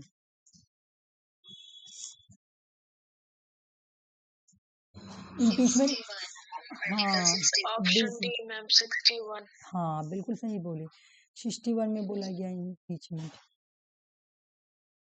है ना। जल्दी जल्दी करवा रही है ना इसलिए ये बता रहे। अच्छा ये वाला तो अभी तुम लोग को रिवीजन नहीं कराई हूँ ना, कि which article of the Indian constitution reveal the connection with the election the president, ये मैं बताई थी कि तुम्हारा सुप्रीम कोर्ट बोलती है ना, कोई डिस्प्यूट अराइज हो, लेकिन यहाँ पे कनेक्शन पूछ रहा है, ये छोड़ दो, मैं डायरेक्ट तुम लोग के आंसर ले ऑप्शन बोलो बोलो बोलो, ऐसे कर लोगी तुम लोग अलग करके। 70 नहीं है, 71 भी पढ़ाई हूँ मैं, नहीं 71 ही होगा, 71 होगा, सॉरी 71 होगा, 71 होगा आंसर। हाँ हाँ 71, ये मैं करवाई थी तुम लोगों को 71 वाला, कि प्रेसिडेंट और vice president, which article of the Indian Constitution deal with the connected with the election of the president and vice president। हाँ क्वेश्चन भी सॉल्व करा, क्वेश्चन भी सॉल्व होगा, ये वाला बताओ मुझे। रिलेशनशिप, प्राइम मिनिस्टर क्या करती है तुम्हारा, काउंसिल पीएम बैठा हुआ है और काउंसिल ऑफ मिनिस्टर और प्रेसिडेंट के बीच में क्या करी, रिलेशनशिप। 75 option C. चलो चलो, और कोई आर्टिकल ही नहीं है यहाँ पे, ये बोलो। वो सही था क्या 75? हाँ बिल्कुल सही था, देखो ना, देखो बिल्कुल सही था।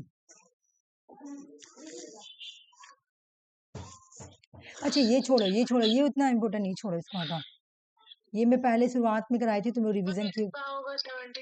77 होगा, हाँ।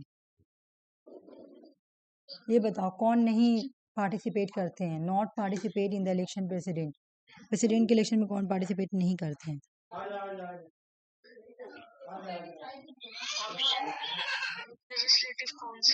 बिल्कुल है ना, बोली थी सिर्फ लोकसभा, राज्यसभा और स्टेट लेजिस्लेटिव असेंबली और यूटीज, है ना, बस काउंसिल का तो मैं मेंशन भी नहीं की। बहुत अच्छा, वेरी गुड। 35 ईयर एज होंगे, अच्छा रुक जाओ, ये छोड़ दो, ये तो कर लिए तुम लोग, मतलब एक तरह से आर्टिकल तो मैं रिवीजन करवा ही दी हूँ ना, ये कराओ। क्यों हटाया जाता है प्रेसिडेंट को, रिमूवल प्रोसेस क्या, मतलब किस बेसिस पे हम हटा सकते हैं।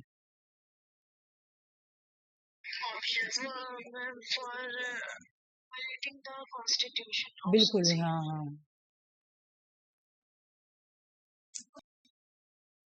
मुझे ना आज नहीं लग रहा था कि मैं क्लास में आ पाऊंगी, लेकिन चलो हो गया, ये करो। डिस्प्यूट एराइज हो जाएगा प्रेसिडेंट वाला, ये तो अभी पता है ना, आर्टिकल 71 वाला, हाँ 71।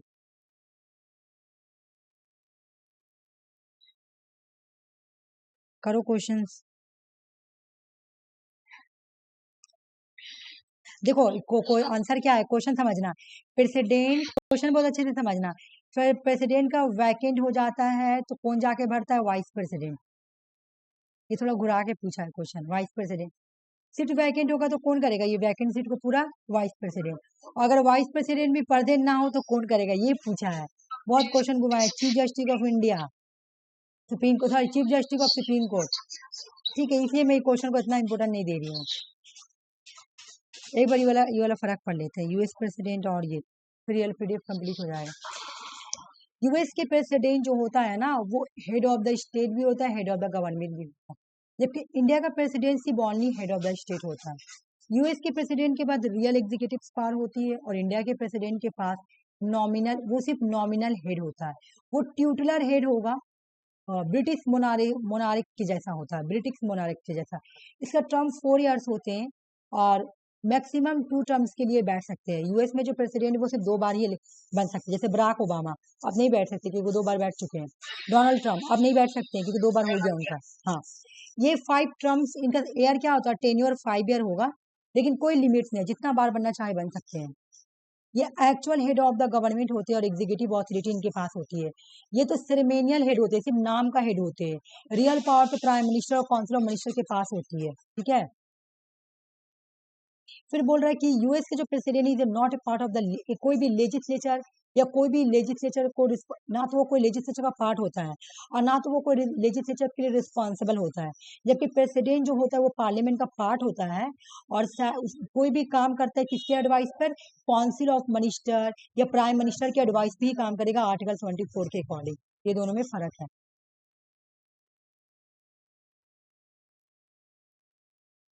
यूएस का प्रेसिडेंट का इलेक्शन डायरेक्ट लोग चुनते हैं, सिटीजन वोट देता है। Elected by the electoral college होगा यहाँ पे स्टेट लेजिस्लेटिव असेंबली और मेंबर ऑफ पार्लियामेंट पार्टिसिपेट करते हैं इसके इलेक्शन में। इम्पीचमेंट कैसे होगा, the president can impeachment convict, reason होगा ट्रीजन, मतलब इन्होंने चोरी किया, ब्रैबरी किया या कोई हाई क्राइम किया या मिस डिमाइड किया, मतलब किसी तरह का चोरी किया हो या किसी तरह का क्राइम किया हो, है ना, ये सब होगा तब जाके इसका इम्पीचमेंट स्टार्ट होगा हाउस ऑफ रिप्रेजेंटेटिव में और फिर उसी को फॉलो किया जाएगा सेनेट में, ठीक ना। जबकि इसका इम्पीचमेंट क्या है, वॉल्यूशन ऑफ कॉन्स्टिट्यूशन करेगा तभी, चोरी उड़ी नहीं, इनको 2/3 मेजोरिटी दोनों हाउस में पास करना पड़ेगा तभी ये हटेगा। अभी हम लोग इसका प्रोसेस भी पढ़े। इसको वीटो पावर मिली हुई है, लेकिन इसको जो वीटो पावर मिली हुई यूज करने के लिए 2/3 मेजोरिटी से ओवरराइड हो जाएगा।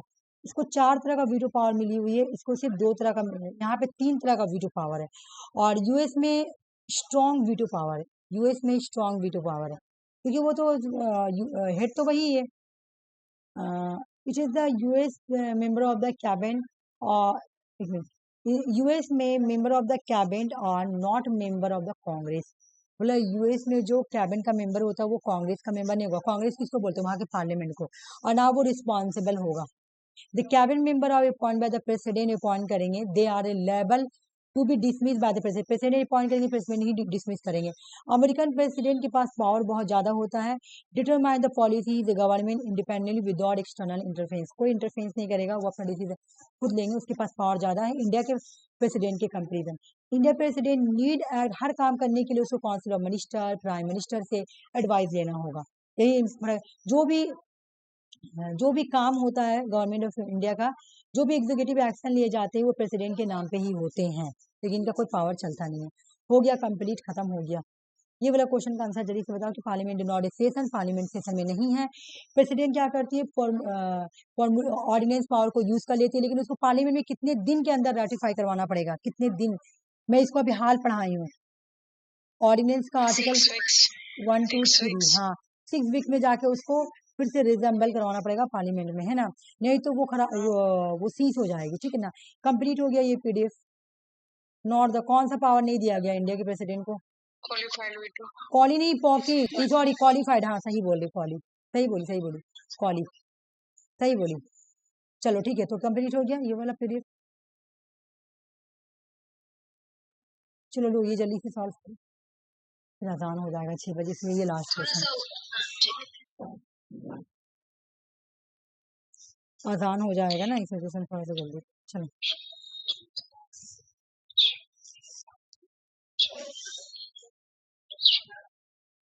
तुम लोग ना इसका फोटो ले लो, फोटो लेके मुझे ना इस पे भेज देना, क्या नाम है, हाँ फोटो ले लो, ठीक है, फोटो ले लो और मुझे आंसर ग्रुप में भेज देना, प्लीज भेज देना, भूलना मत। ठीक, ले लो, ले ली, मैं बंद कर दूं, ठीक है, ओके ओके, थोड़ा